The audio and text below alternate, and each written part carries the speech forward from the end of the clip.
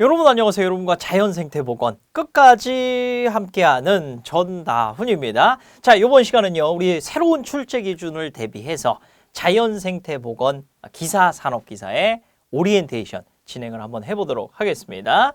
자, 생태 쪽의 공부 뭐 처음 하시는 분들도 계실 수 있고 그 다음에 아예 자격증이란 것을 이제 처음 도전하시는 분들도 계실 것 같아요. 그래서 자격증에 대한 개요소부터 자격증 합격 전략까지 말씀을 좀 드리도록 하겠습니다.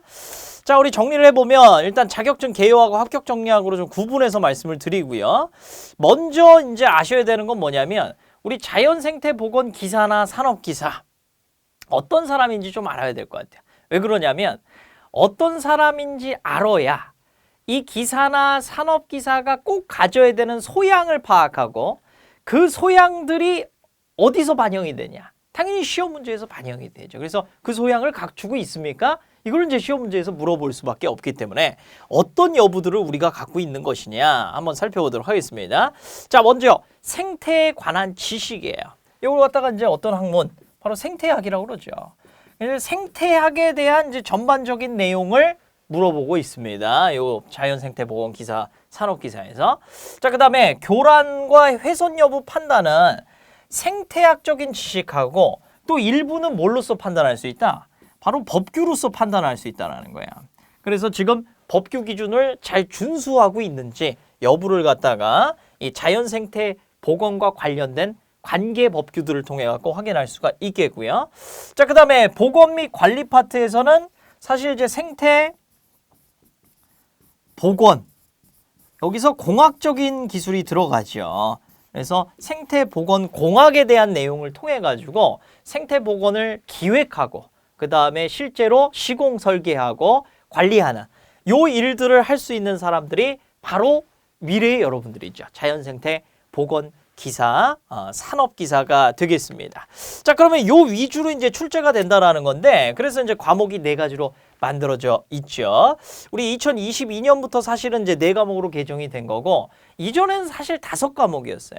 근데 5과목이라고 하든 4과목이라고 하든 요 내용들을 정리를 해보면 아까 제가 말씀드린 생태학과 그 다음에 관계법규와 생태보건공학 이렇게 3가지로 좀 구성이 된다라는 거예요. 자, 그래서 이 과목별로 좀 살펴보면 생태환경 조사 분석은 생태학이 전부 다 들어가 있다라고 보시면 돼요. 그래서 이 1과목이 사실상 보건기사에서는 보건기사 산업기사에서는 실기든 필기든 가장 중요하다. 이렇게 생각을 해주시면 되겠습니다. 이 생태학만 사실 쫙 알아도 요 개념 가지고 2과목에서도 살짝 3과목에서도 살짝 4과목에서도 살짝 다 풀 수 있는 능력이 배양되거든요. 그러니까 거꾸로 얘기하면 자, 전략이 벌써 다 나오는 건데 1과목 꼼꼼하게 잘 공부했다?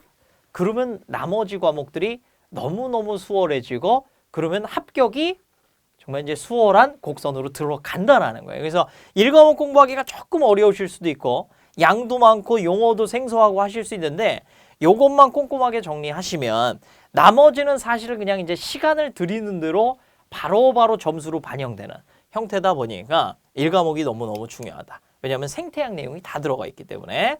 자, 그 다음에 생태보건 계획에서는요.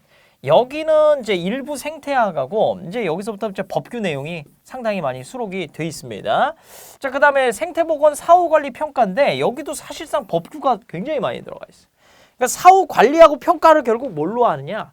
법적인 기준을 잘 유지하고 관리하고 있는지 준수하고 있는지 이걸 평가한다는 거예요. 그래서 법규 내용이 상당히 들어가 있고 여기서 뭐가 들어가 있냐? 바로 아까 얘기 드린 생태보건공학에 대한 내용이 여기 들어가 있다. 자, 근데 뭐 공학이라고 크게 겁내실 게 없어요. 왜냐하면 이 분량이 좀 작기 때문에. 그래서 이거는 공부만 해주시면 분량이 작아서 공부하는 대로 우리 맞출 수 있는 비중들이 상당히 많이 올라간다라는 거. 자, 이렇게 과목 4가지 좀 정리할 수가 있겠고요. 그러면 1과목만 꼼꼼히 개념 정리해 가면은 2, 3, 4는 뭐예요? 이제 쭉쭉쭉 외워나가는 형태로 그렇게 좀 학습이 된다. 이렇게 좀 파악을 해주시면 되겠습니다. 자, 시험 유형을 한번 보게 되는데 우리 필기 객관식으로 돼 있고 실기는 이제 복합형입니다. 그래서 작업형하고 이제 필답형 합쳐져 있는 이런 형태가 되겠고, 자, 그 다음에 과목 수는 4과목이고 문항 수는 이제 80문항이 되겠습니다. 시험 시간은 80문항이니까 2시간이에요. 우리 20문항당 한 30분으로 잡기 때문에 80문항에 2시간이 되겠고, 그 다음에 22년부터는 우리 다 CBT로 바뀌었죠. 그래서 컴퓨터 시험으로 다 치러지고 시험 보시는 그 당일에 바로 합격, 불합격을 확인하실 수가 있습니다. 자, 커트라인은 평균 60점인데 과락이라는 제도가 있습니다. 과락은 뭐냐면 4과목 중에 한 과목이라도 40점 미만이 되면 아무리 평균이 넘어도 불합격 처리가 돼버린다는 거예요. 그래서 한 과목이라도 40점 미만, 좀 골고루 공부를 해라, 이런 의미를 좀 담고 있죠. 그래서 어느 과목이라도 뭐 하나를 편식해서 공부해서는 안 되고 어느 정도는 좀 학습을 해주셔야 되는 의미고요.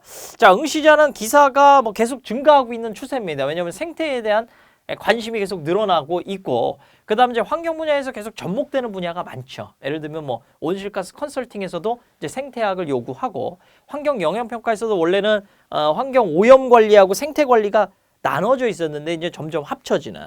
그래서 이제 환경 전공하신 분들도, 환경공학 전공하신 분들도 생태 쪽 알고 있으면 영양평가에서도 사실은 일할 수 있는 역량이 많이 늘어나고 있습니다.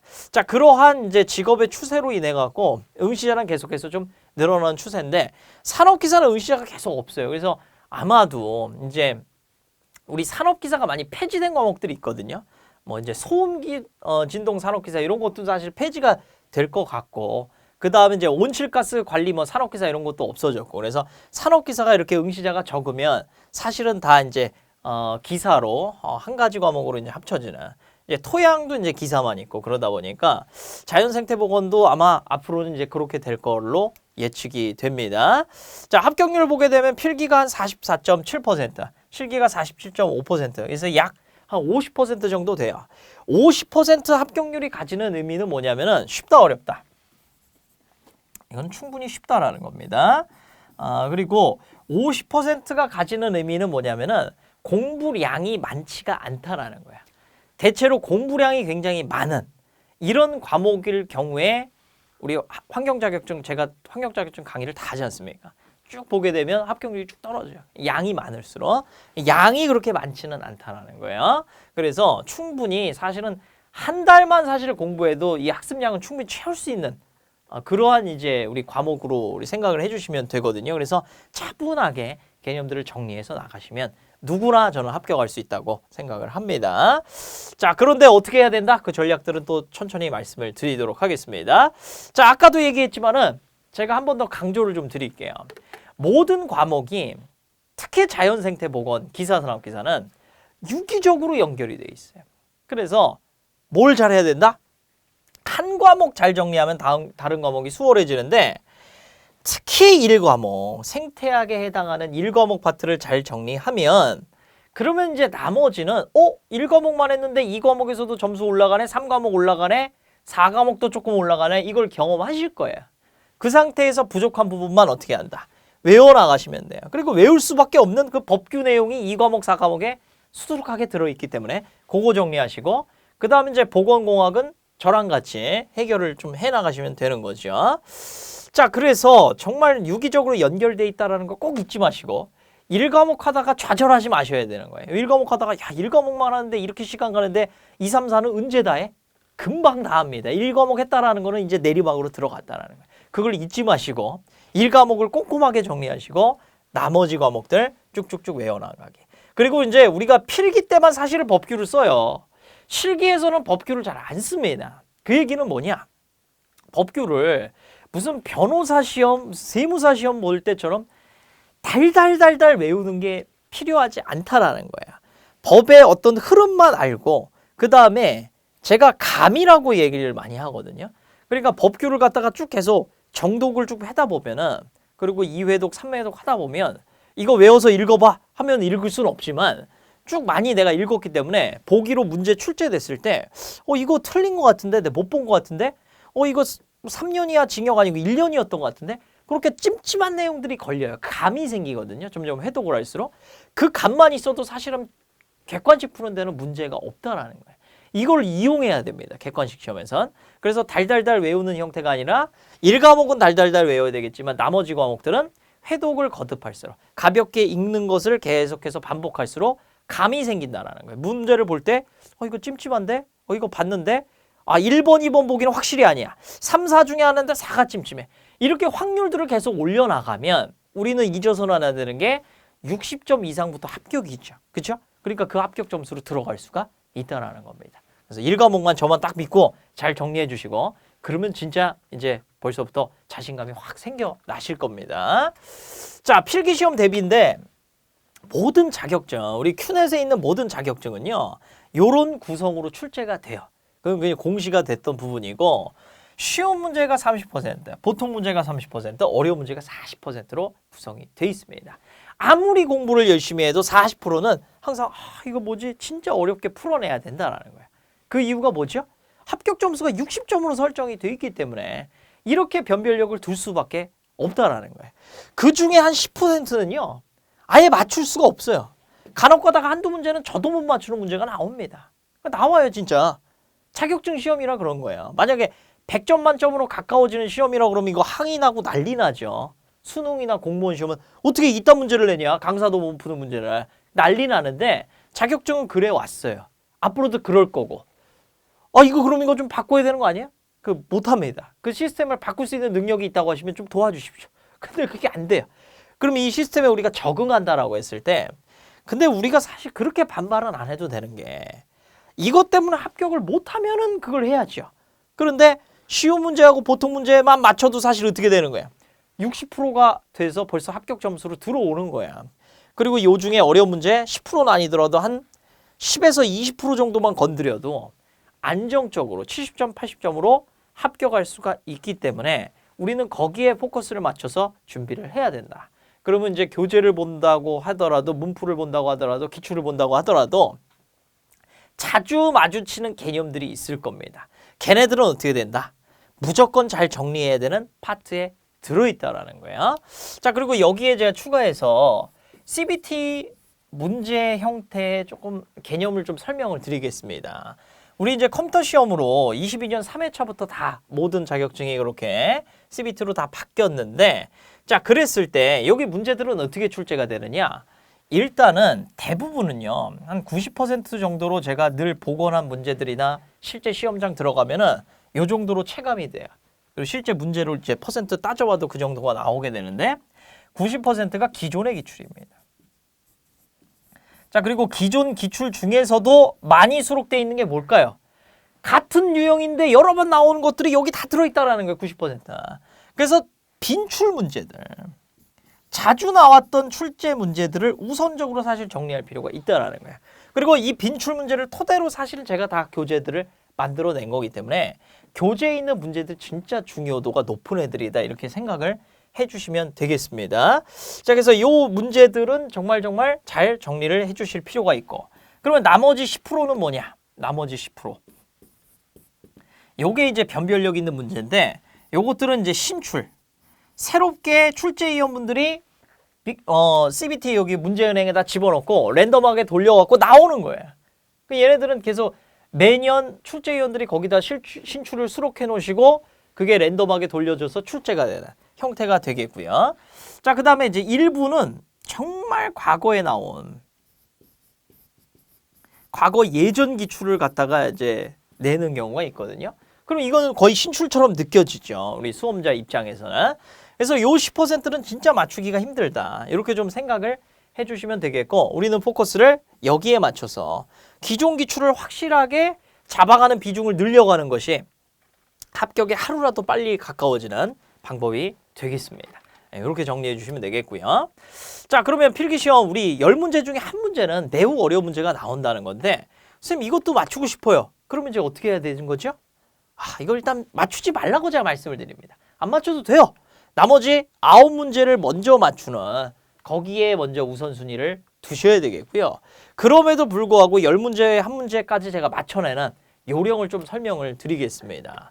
보통 어려운 문제 유형 보면요. 두 가지로 나오거든요. 어떤 유형? 첫 번째 문제 나오는데 보기를 보니까 1, 2, 3번 보기는 공부하면 알 수 있는 내용이고 교재에서 봤던 내용이에요. 근데 4번 보기는 처음 보는 내용. 자, 물론 이거를 파악하려면은 공부를 해놔야 됩니다. 안 그러면은 어우 매우 어렵네, 매우 어렵네, 매우 어렵네, 매우 어렵네. 이거 뭐야? 이렇게 할 수 있기 때문에 공부를 해놔야 어려운 문제도 사실 풀 수 있는 능력이 생기는 거예요. 자, 어쨌든 공부했다는 가정하에 알 수 있는데 진짜 처음 보는 내용이 들어와 있어요. 이거 대표적인 어려운 문제 유형입니다. 그 다음 두 번째는 세 가지 봤는데 다 어려워요. 근데 하나는 공부했던 내용이에요. 자, 그랬을 때 어떻게 답이 나오냐? 요렇게 답이 설정되는 확률이 매우 매우 높다라는 거. 그래서 어려운 문제가 나왔다 그러면 내가 만약에 모르는 내용이 있어도 요렇게 답을 가져가셔야 되고, 자, 이렇게 나왔다고 하면 요렇게 답을 가져가셔야 됩니다. 그래서 요것만 사실 하더라도 어려운 문제 맞출 수 있는 비중까지도 올릴 수 있으니까 합격에 좀 더 가까워지겠습니다. 자, 제가 여태까지 이제 자격증 강의만, 환경 자격증 강좌만 10년 이상 진행을 하면서 얻어낸 노하우들을 좀 정리를 드리는데요. 첫 번째는 뭐냐면 특히나 틀린 문제를 잘 푸셔야 돼요. 그리고 틀린 문제가 여러 번 나오는 또 빈출 유형이었다. 이거는 반드시 별표 처리해서 내 걸로 만들어야 됩니다. 자, 처음 내가 문제 풀었는데 바로 맞춰버렸어요. 공부하고 바로 풀었는데 맞췄다. 기출문제 풀었는데 바로 맞췄다. 아리까리하다 바로 맞췄다. 그거는 시험장 가도 아리까리하다 또 맞출 수 있는 문제입니다. 그래서 그런 거 사실 또 복습하면 좋겠지만 학습할 그런 시간들이 없어요. 한 번에 맞춰주시고 틀린 문제를 빨리빨리 내 걸로 만드는 그 연습을 해야 계속해서 점수 비중은 올라간다. 이렇게 자격증 시험은 대비하시는 걸 권장을 드리고요. 자, 그 다음에 자연생태보건 기사산업기사에서도 공식이 꽤 많이 있습니다. 그래서 이 공식들만 사실 따로따로 정리해놔도 굉장한 파워가 생겨요. 그래서 꼭 내가 자주 볼 수 있는 조그만 노트에 공식 또는 뭐 아이패드에다 정리하시는 분들도 있더라고요. 그래서 공식만 따로 놓을 수 있는 그 노트들 정리하시는 거 강력하게 권장드리고요. 그 다음에 공부하실 때 모르는 용어들이 많이 나와요. 이때 어떤 마인드가 필요하냐? 생태학자가 됐다라는 마인드가 필요합니다. 적어도 내가 자격증 시험을 치르고 있는 기간 동안에만이라도. 자, 그렇게 되게 되면 새로운 개념이 내가 새로 또 알아야 되는 궁금증, 재밌는, 설레는 그런 용어로 다가오는 거고, 이건 또 뭔 얘기야? 이것도 모르네? 이렇게 받아들이면 사실 외워질 것도 더 안 외워져요. 그래서 생태학자의 마인드로 주변에 있는 막 풀 같은 것도 이제 공부하는 과정에서는 잘 확인을 하시고, 저기는 소생태가 잘 형성됐는데 여기는 천이가 얼마나 이루어진 거지? 여기도 우리 아파트에 비오톱이라고 써놨네. 이런 것도 막 확인하면서 비오톱의 의미가 뭐였지? 이런 떠올려 보시는 게 굉장히 중요하다는 거. 열린 마음들 가지고 공부하시기를 적극적으로 권장을 드리겠습니다. 자, 그럼 이제 마무리를 해보는데요. 제가 이제 여러분께 해드릴 수 있는 거 세 가지로 정리되는데, 첫 번째, 혹시나 나오는 응용 문제가 나올 수 있는데 보통의 이제 자격증 시험은 막 진짜 완전 못 맞추는 응용 문제가 나오는 거는 아예 틀리라고 내는 지엽적인 문제를 제외하고는 원래 나오던 기출에서 약간 어려워지는 형태, 한 101% 어려워지는 기출입니다. 그래서 요거를 완성할 수 있게끔 제가 계속해서 다양한 컨텐츠들, 그 다음에 이제 문제 구성 바꾸고 이렇게 하고 있어요. 자, 그럼에도 불구하고 여러분들이 학습하면서 필요한 자료들이 있다, 이런 것도 또 정리해 주시면 좋겠다 하시면 다양한 컨텐츠를 통해 갖고 제가 계속해서 정리를 드리도록 하겠습니다. 그걸 통해 갖고 여태 제가 사실은 강좌들이 런칭이 된 거고 또 컨텐츠들이 좀 만들어진 거예요. 그래서 언제든지 여러분들이 요청해 주시면 제가 가능한 한 최대한 반영해가지고 자료 수집하고 가공해서 만들어 드리도록 할 거고요. 자, 끝까지 함께하는 여러분들 합격의 그날까지 어떤 질문이라도 언제든지 우리 에듀피디 질문 게시판 또는 제 카페 네이버입니다. 초록별 엔진의 환경공학 고민 해결 들어오셔서 Q&A 남겨주시면 같이 우리 문제를 해결해 볼 수 있을 것 같습니다. 자, 그리고 이 Q&A 미리미리 주셔야 돼요. 시험 직전에 아니면 전날, 이틀 전날 하면은 저야 답변 드릴 수 있는데 그 이틀 전날에 정리해 갖고 막 헷갈리는 혼란스러운 상황에서 정리가 안 돼요. 그래서 미리미리 궁금한 거 물어 놓으시고 다 정리해 놓으신 다음에 마지막에는 그냥 쭉쭉쭉 외워나가는 이런 형태로 해야 가장 바람직합니다. 그래서 질문은 미리미리 하는 게 너무너무 좋다, 중요하다, 이렇게 말씀을 드리겠습니다. 자, 그러면 앞으로 학습하시면서 추가로 궁금하신 점들은 언제든지 에듀피지 질문 게시판 제 네이버 카페로 들어와서 말씀을 드려주시면 되겠고요. 저는 또 다른 자연생태보건 또 강의나 컨텐츠에서 여러분들 만나 뵙도록 하겠습니다. 긴 시간 고생 많으셨습니다.